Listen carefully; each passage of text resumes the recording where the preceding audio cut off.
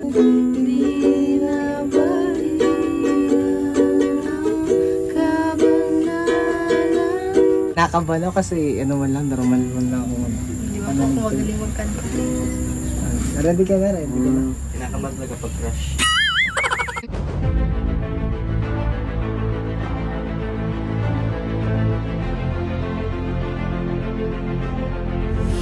Ayun, shoutout guys, muli po, welcome to my YouTube channel. Ito po si Kuya Julay, ang inyong katugang, ang inyong kalingap na muling babati po sa inyo ng magandang araw, magandang gabi. Sang panig man po tayo ng mundo naroon at sa araw na ito, panibagong vlog po tayo. Pag-uusapan po natin, yung isa po sa mga vlog po doon sa second channel po ni Kalingap Rab, na kung saan isang K-boys na nanliligaw, di umano. Dito sa part din po ng Kalingap Angels. Alamin ho natin kung ito ho ba ay medyo magkiklik, mga kabayan po natin. Dahil parang ang aga, may narinig tayo doon sa live stream natin kanina, may nire-recommend pong iba. So pag-usapan po natin yan maya-maya ng konti. Pero bago po yun, siyempre paalala muna si Kuya Julay, baka sakaling meron po ditong hindi nakasubscribe sa ating YouTube channel, huwag natin kalimutan, Julay Paunil. Tapos pakipindot lang po yung notification bell button para lagi po tayong updated sa aking mga video upload. Tapos yung ating Facebook page po, Julay Paunil 2.0, pwede naman po nating i-follow at saka po pwedeng i-like yung mga upload po natin. So maraming salamat po. At suportahan po natin si Kuya Bal Santos Matubang Kalingap Rab. At pwede rin po nating idamay yung mga Lingap partners. So maraming salamat po sa inyong lahat. Ngayon tuloy na po tayo, pag-usapan na po natin or hapyawan natin itong patungkol nga po sa isang K-boys na parang nagpapahaging dito po sa isang magandang Kalingap Angels din, masasabi natin. Bagamat siya po ay medyo mas bago compared po natin kina Carla, kina Beyonce, kina Joy, mas bago po siya. Hindi ko lang po matandaan kung siya po ay mahigit 18 years old na. Pero parang mahigit na po siya kung hindi ako nagkakamali, mga kabayan po natin. Pa-comment lang po sa baba kung sakasakaling siya po ay below 18 pa. Ang akin pong tinutukoy ay walang iba kung hindi po si Jaja. Si na Jaja ho ay isa po sa na-vlog po ni Kalingap Rab na kung saan po ay papabahayan po siya. Kung hindi ako nagkakamali ho, talagang nag-commit na po si Kalingap Rab para po pabahayan po sila. At hinihintay lang po natin yung schedule po niyan. Ngayon nga po itong mag-ina na ito ay talagang nakakaawa ho. Yung bahay nila, talagang binabaha po yan. Tapos hindi talaga maayos. Kaya kung sakasakali ho, deserve ho nila na mapabahayan din. Kaso nga lang ho, sa episode po natin sa ngayon, nung pinasilan po ni na Kalingap Ian, may kasama silang part ng K-boys. Na kung saan ho, mukhang interested o kaya nagpapakilig doon po sa mga nanood po nung vlog na yon. At ang ating tinutukoy naman ho ay walang iba kung hindi po si Kalingap Lolo. Bagamat alam ho natin, nakilala po natin siya na naipartner kay Melka nung araw. Kaso nga lang ho, hindi nagmaterialize. Tapos nabanggit din po na parang nanligaw kay Pau. Gaano nga po katotoo yun? So pwede rin po nating i-comment kung inyo pong natatandaan sa mga napanood po nating mga vlog ng mga nakaraan. At sa pagkakataong ito ho, panoorin po natin kung siya ho ba ay parang may kilig dito nga po kay Jaja. Parang alam niya na yun, ha? Alam ko na yun, ha? Teknik pala yun. Kinakabahan ako. Pag magagaling yung kumakanta, kinakabahan ako kasi ano man lang, normal man lang ako. Di ba po ako magaling magkanta? Ready ka na, ready ka na. Kinakabahan talaga pag crush. Kumaingin nyo, Max. Huwag mo naman ibuko. Bumubuko. Intro po ba yan? Ay, ma-intro pa pala.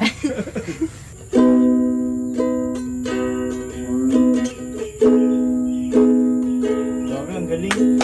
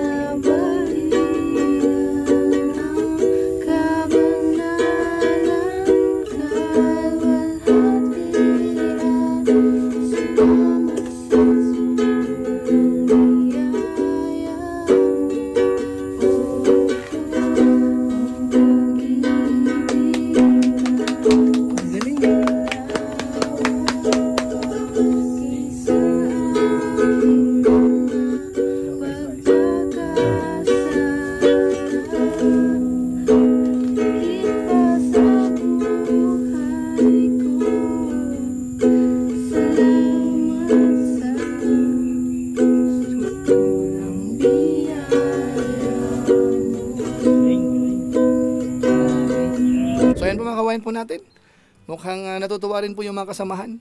Sina Kalingap David, yung team po nila, nung pinasyalan nga po ito sina Jaja. So dito ho sa kantahan, mukhang maganda naman po yung naging takbo. Kahit siguro sa mga viewers, parang okay lang naman. Siguro po ituloy pa po natin yung iba pa pong kinanta po ni Jaja.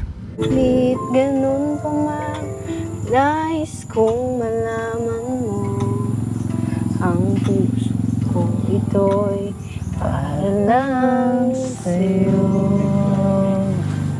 Nandito ako, umiibig sa'yo, kahit na nagdurugo ang puso.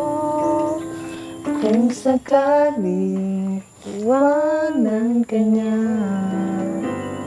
huwag kang mag-alala, nagmamahal sa'yo, dito ko. Wow, grabe. Kala ko po ikaw yung mga kanta. Yung verse ni Lolo yung... Hindi, di na kasi ako ayaw na kasi ko yung sirain kasi sayang naman, ang ganda kasi tas masisira. And mas gusto ko na rin pakinggan, kaya di na ako nag-ano. Mapangiti na lang ako, bro. Parang yung pinakanta na Lolo, parang it's a trap. Para sa akin din yun eh. Nauto ako. Pinatake na talaga. Grabe, ang galing yung kumanta na kakabilib. Sa totoo niya, hindi naman talaga po ako nakakanta eh. Oh, di ka pala nakanta ng lagay na yun? Hindi. Sabi naman, Ano, sayang naman yung talent mo. Kasi, Oh, pero pinapagamit naman kay Lord. ay, hindi sayang ng ganun. So, kumusta naman, Jaja? Okay naman, nakahinga-hinga ako sa school kasi walang pasok. Saan pala nag-i-school? Sa CNS. Oh, dun ka din. Dun ako nag-aaral. Anong year niyo na po? Hindi lang halata, pero 4th year na ako. Nakita nga po kita doon sa beses. Ako? Ba't di ka nagtawag? Nahiya po ako, parang bad trip ka na. Kaya naman, minsan mo na lang makita, bad trip pa ako. So, dapat lagyan ako nag-approach. May Sorry, kausap po kayo. sorry, di kita na pansin. Di ko din alam na din ka nag-aaral, pero next time na magkita tayo, makita kita, matawag ko sa'yo para, ayun, mag-hi, yung ganyan. Sige po. So, sana makita kita mo yung yung pasukan kasi akad break tayo, di ba? Sa Anong course niyo po? ay ako, entrepreneur. BSBA ka dito. Ikaw anong course mo? FM po. FM. Same building tayo. Doon ako sa CVPA building, di ba? Sa taas, baba man ako. So, ayun, madalas tayo magkikita niyan. Kaya, ayan. Sa akin nga yan, sana ka pang mag-lunch. Kung, lang, yung para maging close ba? Kasi schoolmate, ka-department pa kita. So, Kung libre niyo. oo naman, syempre naman. Pag lalaki ang nag-aya, automatic libre niya. Pag minsan, pag nakita po kita. Sige. Or before ka pumasok, kung gusto mo, doon mo dyan, no? Pero kung okay man lang, saka lang, bihira lang din naman. And medyo busy din naman ako sa school kasi graduating. Marami din talagang ginagawa sa projects. So pag may time din, ay makakita ko.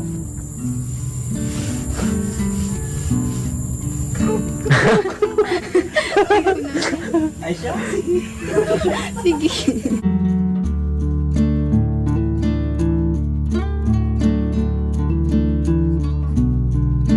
So ayan po mga kababayan po natin. Ayun po si Kalingap Lolo at saka po si Jaja. So hindi ko po alam kung ano ho sa pakiramdam po ninyo. Ito ho bang tandem na ito ay magmamaterialize o medyo mag-aalanganin po tayo. Pero wag po kayo mag-alala, lalo na po doon sa mga namumuntos sa Kalingap na parang puro na lang po pakilig. Isingit po muna natin sandali yung tulong po muna ng Team Kalingap, ng ilan sa mga sponsors. Dito po kina Jaja. Panoorin po natin ito. Ayun, shoutout po sa Team Edsy Couple. Salamat po sa support niyo kay Jaja. Nagpapabot po sila ng 5,300 pesos. 1, 2, 3, 4, 5. 5,300 pesos po mga kalingap. Thank you po kay ano po, Ma'am. Team EDSI Couple na lang. Team EDSI Sa po Couple. sa Team EDSI Couple. Magagamit po namin ito sa ano po, pang-araw-araw namin gastusin. Pang school mo. Opo. Pang school, no? And pangdagdag din po sa negosyo ulit. Thank you Negosyo, so much anong po. negosyo nyo ba? Ano po, yung Manukan po. Manukan? Fried chicken po. Fried chicken? Nag-fried kayo ng chicken. hindi pa po Bukas nabukas. po kami sa Monday. Medyo kulang po Dapat sa sa puhunan. Kaya ito po, thank you so much. Grabe naman pagpapalakas yan. Salamat And kay syempre Ken. nagpapabot din po sa inyo, galing po sa Kalingap Tahanan. So ito po, magpapabot po ang Kalingap Tahanan, 2,000 pesos po. Thank you po. Sana mga tulong pang ano mo, allowance mo sa school. Ano? Opo. Thank you so much po. Galing po sa Team C3. 500 galing sa Team C3 and 500 po galing sa channel po natin. Ay, grabe si Kuya David Vlogs. Thank you po, Grabe Kuya support David. ng support. Thank you God po bless sa Kuya David. Team C3 and sa Kay inyo Kuya po, David Kuya Vlogs. David. So ayun mga kabayan po natin, iyan po yung konting tulong po dito po sa pamilya. Dahil paminsan-minsan ho, dinadalaw yan habang hinihintay po yung pabahay po sa kanila. Kaya yun po, part po yun ng pagtulong din po ng Kalingap na baka hindi ho napapansin ng iba, yan po ay paraan din po ng pagtulong sa pamilya po ni na Jaja. So ngayon po, balikan uli natin si Kalingap Lolo. I-assist uli natin gaano nga ba kaseryoso po si Kalingap Lolo dito. Sa tingin niyo ho ba magsiseryoso po si Lolo dito? Kung ako po ang tatanungin, sa tingin ko po oo. Lalo't maganda naman po si Jaja. At siyempre ho, dapat ayusin niya. Kasi kapag ka nagkataon ho, malamang baka hindi siya maging kapartner po ni Jaja. Lalo't doon sa live stream po natin kanina, napag-uusapan po yung Franjoy. Sabi nung ilan, komo raw po sa ngayon, ayaw mo na ni Nanay Imelda na magkaroon ng love team si Joy. Sabi nung iba ho, nung nagko-comment, si Fran daw ho ay i-partner kay Jaja. So hindi ko alam kung bakit napunta naman po si Fran doon kay Jaja. So siguro po, ang tabayanan po natin kung si Kalingap Lolo ho ba ay may karibal na po kaagad. Ano po?